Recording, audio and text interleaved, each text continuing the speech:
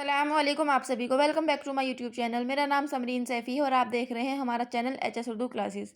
تو پچھلے سبق میں ہم نے ویستے زیور کے پہلے حصے کی سچی کہانیاں پڑھی تھی اور آج کے سبق میں دوسری کہانی پڑھیں گے۔ تو چلیے ہم آج کا سبق شروع کرتے ہیں۔ اعوذ باللہ من الشیطان الرجیم، بسم اللہ الرحمن الرحیم۔ دوسری کہانی، رسول اللہ صلی اللہ علیہ وسلم۔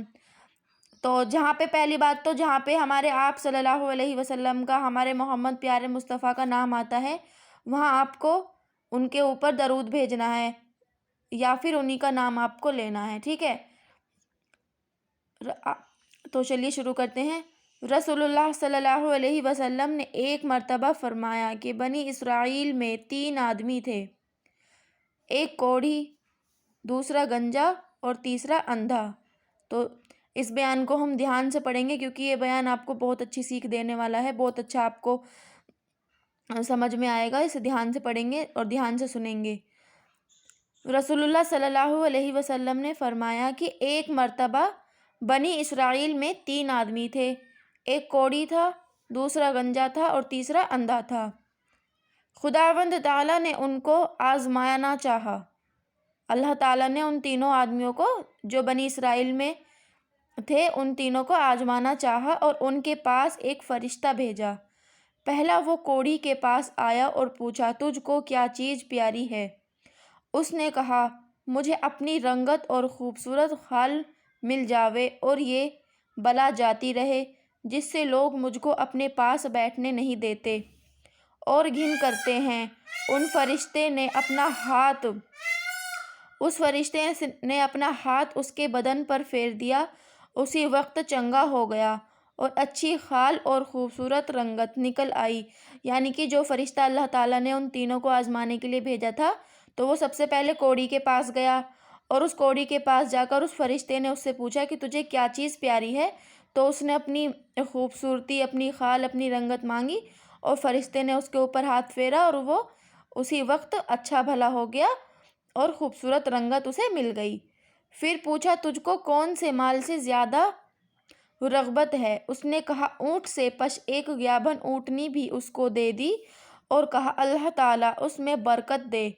اور پھر وہ گنجے کے پاس آیا اور پوچھا، تجھ کو کون سی چیز پیاری ہے؟ کہا، میرے بال اچھے نکل آئیں اور یہ بلا مجھ سے جاتی رہے کہ لوگ جس سے گھن کرتے ہیں۔ فرشتے نے اپنا ہاتھ اس کے سر پر پھیر دیا، فوراً اچھا ہو گیا اور اچھے بال نکل آئے۔ پھر پوچھا، تجھ کو کون سا مال پسند ہے؟ اس نے کہا، گائے۔ پس اس کو ایک گیابن گائے دے دی اور کہا، اللہ تعالیٰ اس میں برکت بخشے۔ پھر اندھے کے پاس آیا اور پوچھا، تجھ کو کیا چیز چاہیے؟ کہا، اللہ تعالیٰ میری نگاہ درست کر دے کہ سب آدمیوں کو دیکھ سکوں۔ اس فرشتے نے آنکھوں پر ہاتھ پھیر دیا، اللہ تعالیٰ نے اس کی نگاہ درست کر دی۔ پھر پوچھا، تجھ کو کیا مال پیارا ہے؟ کہا، بکری۔ پس اس کو ایک گیابن بکری دے دی۔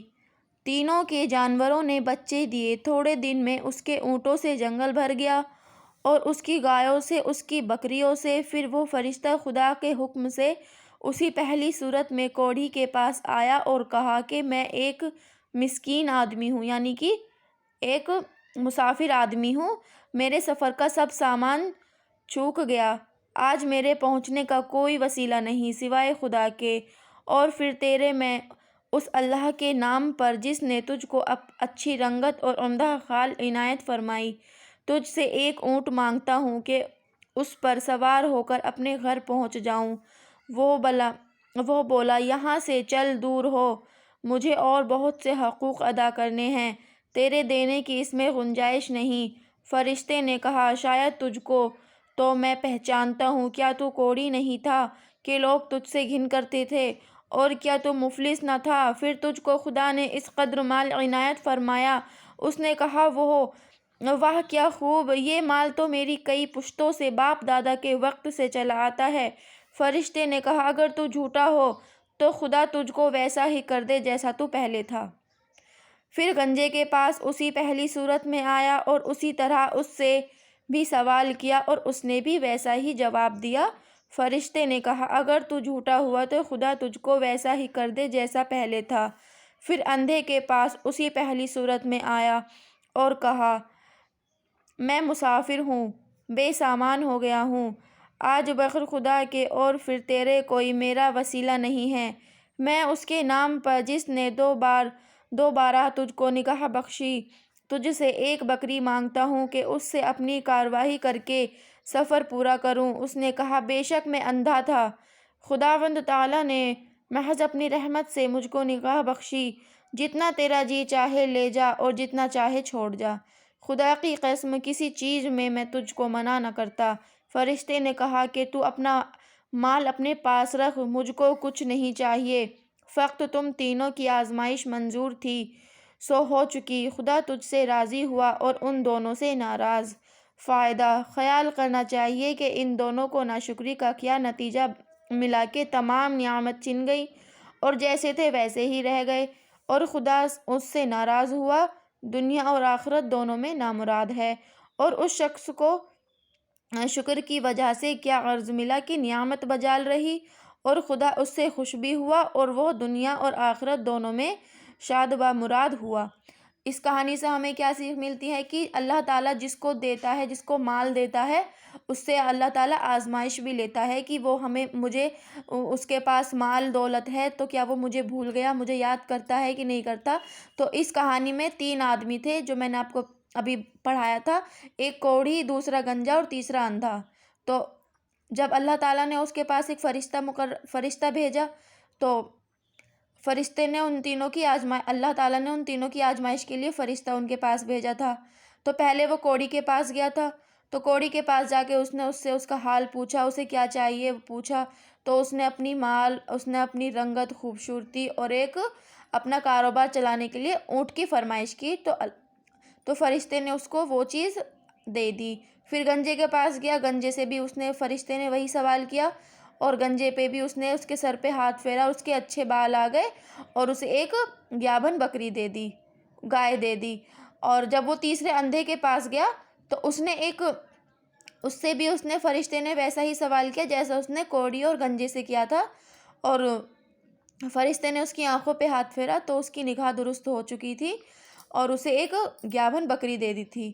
پھر اللہ تعالیٰ نے کچھ دن بعد ان تینوں کی آزمائش کے لیے اس فرشتے کو واپس اسی شکل میں بھیجا، لیکن کوڑھی نے بھی منع کر دیا تھا اور گنجے نے بھی منع کر دیا تھا، لیکن جو اندھا تھا اس نے بولا تھا کہ بے شک اللہ تعالیٰ نے میری نگاہ درست کری ہے، جتنا تیرا جی چاہے اتنی لے جاؤ، جتنا تیرا جی چاہے اتنی چھوڑ جا، میں تجھے خدا کی قسم کسی چیز کے لیے منع نہیں کروں گا۔ تو اسی چیز سے آپ کو یہ سیکھ ملتی ہے کہ اللہ تعالیٰ ہمیں جو بھی چیز دیتا ہے، اگر ہمیں غریب بناتا ہے اور اس کے پھر ایک چند روز ہمیں مالدار بنا دیتا ہے، تو اللہ تعالیٰ اس مالداری کے پیچھے ہماری آزمائش لیتا ہے کہ وہ غریب بن کے مجھے یاد کرتا ہے کہ وہ غریبی کو بھلا کر امیری کے راستے پر جب وہ چلتا ہے تو اللہ تعالیٰ اسے آزمائش یہ لیتا ہے کہ وہ مجھے جب اس کے پاس کچھ پیسے آ جاتے ہیں، اس کی مال دولت آ جاتی ہے تو وہ مجھے بھول جاتا ہے، یا وہ میرا نام یاد کرتا ہے، مجھے کتنا اپنا بناتا ہے۔ تو اللہ تعالیٰ کی نعمت بے شمار ہیں، تو جو اللہ کا ہو گیا وہ بے شک اللہ اس کا ہو گیا۔ تو چلیے ہم ملتے ہیں اگلے سبق میں اگلی کہانی کے ساتھ۔ خدا حافظ۔